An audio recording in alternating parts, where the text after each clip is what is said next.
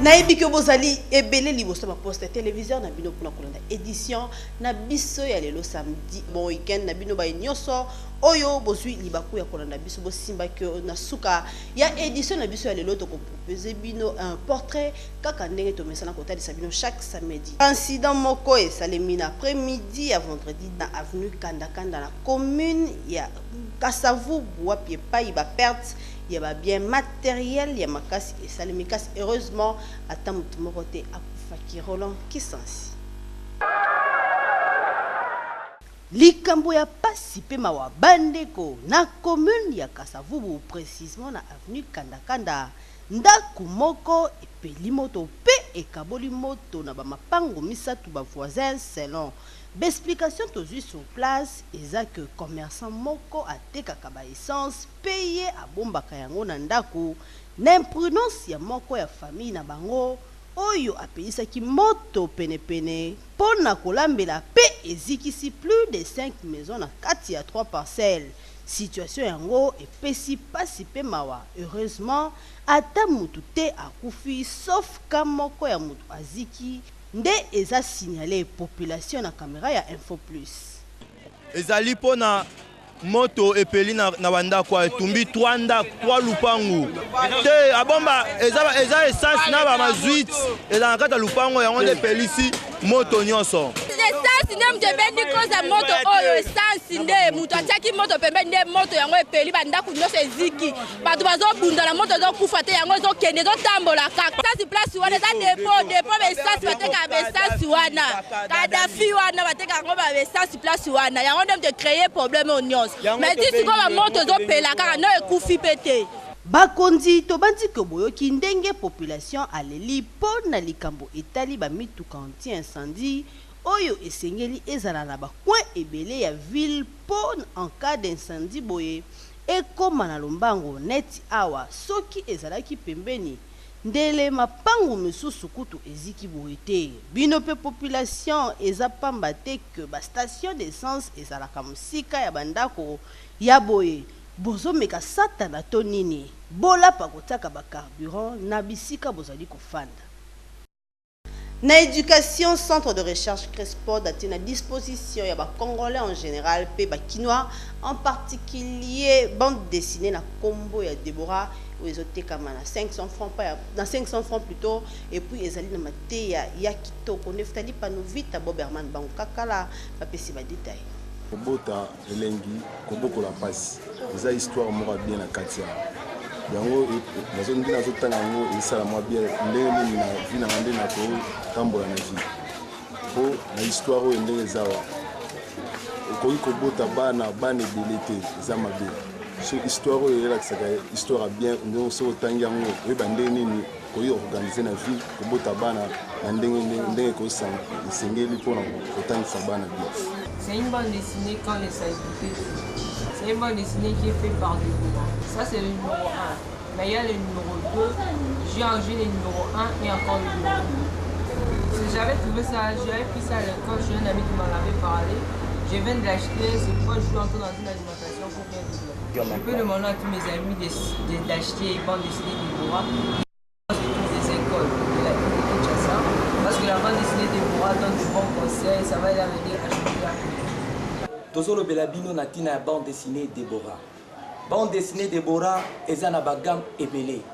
Tolo Belibino quand l'insalubrité tue. Tolo Belibino batuba kufi pona bosoto. Kobota elengi, koboko la pasi.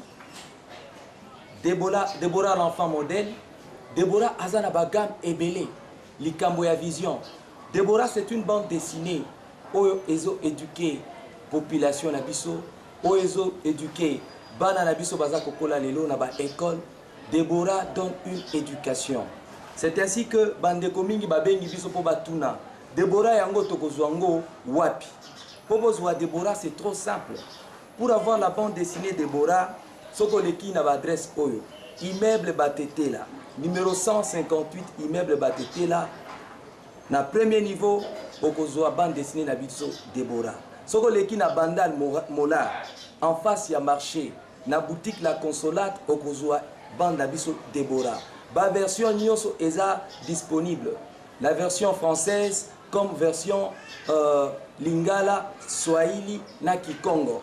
Déborah se vend dans toute la République démocratique du Congo. Ou soit au Bengi na numéro de contact Nabiso 081 140 075 Nasuka.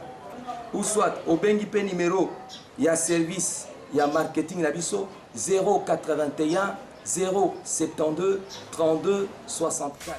Bélève ya Kams Bar GSM, il y a DG Florent qui monte avec extension Nyoso, ça la pratique sur place dans si Djombe Rodrigue Kilenda. Pona ko concilier théorie na pratique, ndeba élève ya Kams Bar GSM option auto-école oyo ekamba makana DG Florent Kimwanda. Ya bestantion nyonso bango bazalaki na séance pratique lokola momesano ya ba samedi nyonso. Ezalaki bongo na souci à tester bélève après quelques théories et sengelaki batia yango na pratique. Ndenge kaka bokoki komona, ndenge kaka bokoki ko remarquer, explication eza kopesa kitoko na preuve à l'appui. Moko ya ba professeur alobi. Toza na Kams Bar GSM, toza na makambo esika oyo tokongola moteur na kokanga. Nde omoni nazo expliquer bandeko na biso bayaka na Kams Bar GSM. Toza na étape tolekaka, awa tokomi na étape ya moteur. Tozopanza moteur, kopanza moteur eza concernant makambo etali makambo bapana. Toza na bapana babengi ba sous pression po kosimba moteur topanza, eza na makambo babengi ba bruit makelele oyo tokoma na kati ya moteur po topanza moteur. Moteur basimba ngo bisimba simbani. Nde tozolakisa bandeko procédure oyo bako kokongola moteur. Yaboye après formation, Bonzi Melangai, accident eza réduit na ville province ya Kinshasa pour na Kams Bar GSM théorie et bala na kande na pratique. Soki ba chauffeur nyonso bazwaka formation ya Kams Bar GSM nde slogan ya accident de circulation et sila na monoko ya bakinois.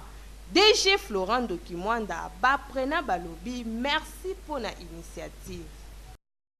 Tozonga mamuke na ba fait des sociétés population avandi na commune Yangalema précisément na UPN na route de Matadi bakutaki papa moko ya kokufa kasi cause le aliwa na ye eyebana kite caméra ya Info Plus ekitaki sur place pour na kosala constat Naftali Panovita Perolan qui sensibiliser ndenge kaka balobaka tongo etani tongo ya makambo. Population ya commune Yangaliema balamukaki na tongo ya vendredi 10 février bakuti papa moko ya kokufa kasi kozi ya liwa eyebani te. Toza na route de Matadi précisément na UPN kasi likambo ya pasi pe ya mawa eza ke ndeko oyo azali homme marié kasi azali ata na pièce d'identité moko te. Toyebi te soki auti wapi pe nini ebomi ye. La police ya coin oyo pe etikaki ye bongo te eyaki kolongola ebembe yango na bokiti ya caméra ya Info Plus population azangaki maloba te. Toyebi malade nobela te avandaki ana depuis tongo biso touti na palais toyeboye toyeko okuta noli ya bakoko. Après ça va rouler à bakoko tomoni ga mutu alongwe place avandaki ayeko telema awa. Après une heure de temps tomoni ga rakwei atelemi akwei lisusu ayeko kwa libela. Bon, eza pena bien te. Po eza kola ozo tika nzoto na o sans mutu a aider. Po soki ke nzoto ezaki ataki na identité. Fo mutu a aider facile. Siko ndenge ke ana identité to monte ke akomi lo ebe mémoire ya l'état a ebanité. Iti nazo ke rotonga na yo okuta papa kufi bo esalinga pasi mingi na motema. Po na ngande na moni ba pondu bo ifale ko contacter na ba maman ba tekaka tekaka ata mso amemela bango bien mutaba Congo, c'est pour cela ata mso ba ko yeba e.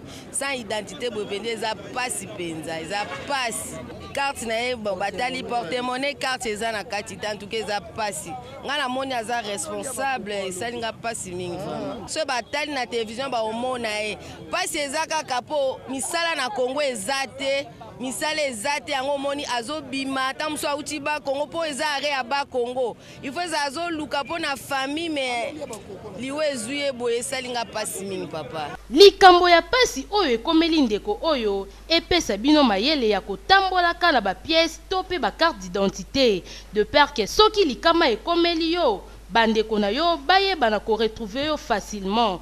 Tika ete molimo ya ndeko oyo epema na kimia. Maison Beta Luxe Optique, ya opticien, offrande beta, bazoteka ba lunette, pe ba monture, pour ne pas aller pour ça la entretien, pe bazali commenter ba lunette ou bazali numéro 3 ya avenue bypass na rond-point ba pele susu na numéro 16 ya avenue Victoire na commune ya Kasavubu. Bozo ba détail.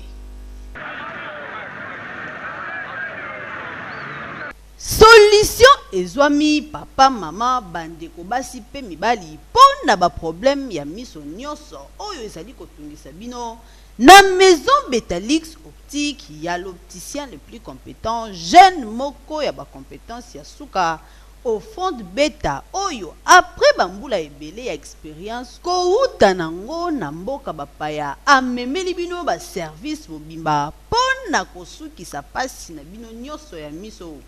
Ba Maison Beta Luxe Optique okokuta ba service lokola vente ya ba monture ya haute marque, ba verre médical okokuta pe montage ya ba lunettes, entretien pe nyonso ezali kosalema awa na ba prix promotionnel surtout pour le mois de janvier oyo opticien offrande atie yango pona ko fete bonne année na ba patient nyonso na Beta Luxe Optique. Okokuta ba ophtalmologue très bien qualifié kokuta na ba grands hôpitaux ya mboka oyo après l'examen okozwa kisi pe lunettes selon ba unité na yo pe problème ya misu résolu. Mais à cause de la fidélité na bino Beta Luxe Optique azali toujours ko continuer na ba promotion na ye oyo ezali ba réduction ya ba monture ba réduction ya prix ya ba verre doté na ba prix moko tellement pona kosunga population na biso po te bi circonstances tozo vivre na yango. Sur ces donc on continue toujours qu'on peut s'améliorer le même service au Bozouaki en 2016 et avec amélioration à la machine ya sika oyo toye nango pour na combattre sa qualité ya musala na biso. Ah oui, boyoki, bo sepeli, bo moni ndenge bo tuni adresse. Bozo wa bloc note pe bo koma. Na numéro 3 ya avenue bypass juste na rond-point ba face à face na station essence pe lisusu na numéro 17 ya avenue Victoire face à face na Bianca Hotel tozali na commune ya Kasavubu oza mobimba na kati ya Beta Luxe Optique pokuna ba monture ba verre ezali na prix moko très abordable avec réduction à 20% mobimba. Vision na bino nde passion ya monsieur Beta Luxe. Hey, yindi yako ina awa na kati ya Maison Beta Luxe. Bande uyo mona ka bien te. Ho mesu ningiza na problème na kokutata activité ko mona mutambo tapama na kokupesa te. Yaka awa na Maison Beta Luxe tozote ka manette ya qualité. Ho ngai na lula ko lata net mo ya share ko sala 200 300. Talanga mali net lati. On to mona ni la pro pour vous faciliter la promoto et la procoto et boss qui s'en face ça mo bulu bon to mona ni la procoto. Wana tikali yemo waldo. Kaka na santé centre mondiali ya docteur mondiali o ezwami na masina sans fil bazali ko traiter ba maladie nyonso grâce ya ba plante naturelle ndenge Christian Lisuku atalisi na élément awa tozwami na cabinet ya docteur Mwanzali Mbembe. Mwanzali Mbembe obo mesela kolanda mingi na nzela ya radio. Centre Mwanzali tozali ko sunga bandeko na maye ezali ko tungisa bango mingi. Lelo ba mama mingi lelo mama na butu baninga bazali pongi mama za kolela mulunge moto za kopela na nzoto pona weteli bokono ya estomac. Ba mama to pe batata mingi lelo bokono ya estomac ezali ko nyokola bango. Talaka ebele bako kansaka ete bokono ya estomac ekosila kate. Nzoka nde na centre Mwanzali tozali ko salisa bokono ya estomac makasi mingi makasi na nzele alisalisa ya kisha ba pigme. Na centre Mwanzali tozali ko salisa kaka bokono ya estomac te mais tozali ko salisa bandeko na bokono oyo tobengi hémorroïde interne to pe hémorroïde externe e ko bimisaka musoko libanda. Bandeko tozali ko salisa ba papa pona oyo etali bolembu ya nzoto na bango ya mibali. Tozali ko sunga ba mbuta mutu na bokono tobengi bokono ya prostate ndenge koloba papa oyo azali kobela bokono ya prostate masuba esalaka ye pasi soki osubi oza koyoka masuba eza kosala pilipili to mpe na butu moko okosuba mbala ebele mbala mitano mbala motoba na butu moko to mpe mbala zomi na butu moko mayele ya kozala pongi malamu ezali te mpo na oyo etali bokono ya prostate talaka na nzela ya lisalisi ya kisi bapigme tozali kosunga bambuta mutu nyonso baye bazali kotungisama na bokono ya prostate ezala balatisa basonde tozali kosilisa yango na centre Mwanzali baye bazali kotungisama na infection ndeko ozali na infection esala bambula ebele ekosilaka te talaka totiaki kisi ya makasi ya infection na kata centre Mwanzali ezali kobimisa mapalata na nzoto ezali kobimisa bambuma na nzoto to mpe bazali komona batofina ezala baeza kosala bapota ya mike ndeko nanga na kisi totiaki ya bapigme na centre Mwanzali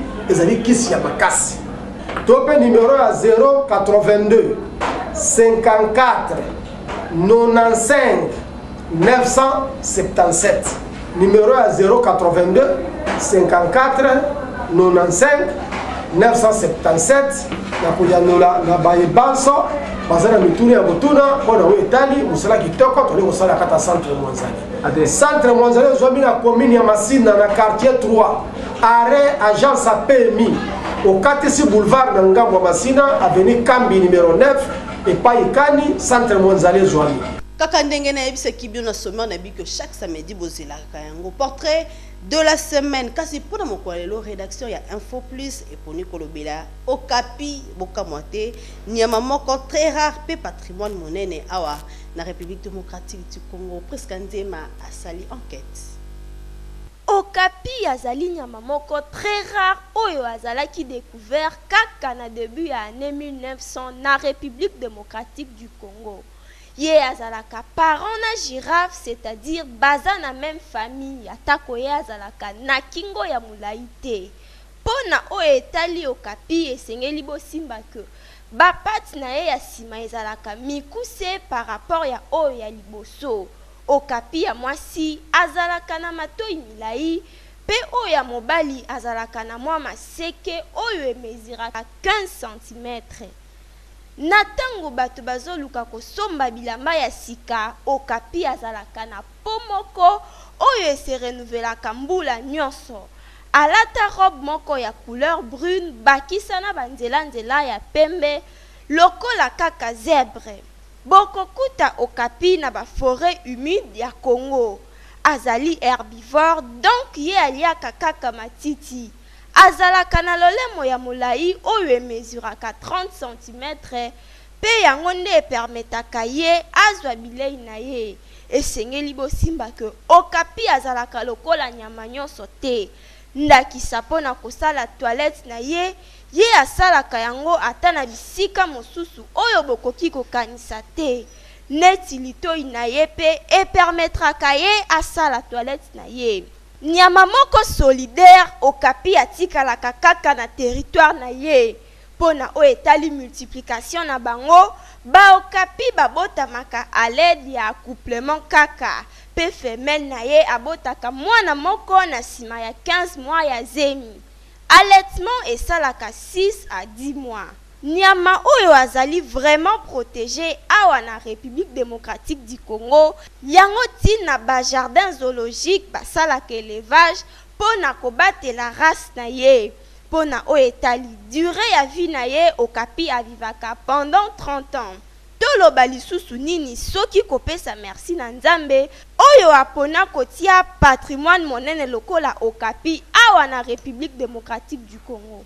Ndeko balandi na bandi ke osepeli makasi na portrait oyo tosali en faveur ya Okapi nyama oyo azali très rare mais biso rédaction Info Plus en tout cas lelo to takika na nyama oyo en tout cas tokomi na suka édition ya biso ya lelo.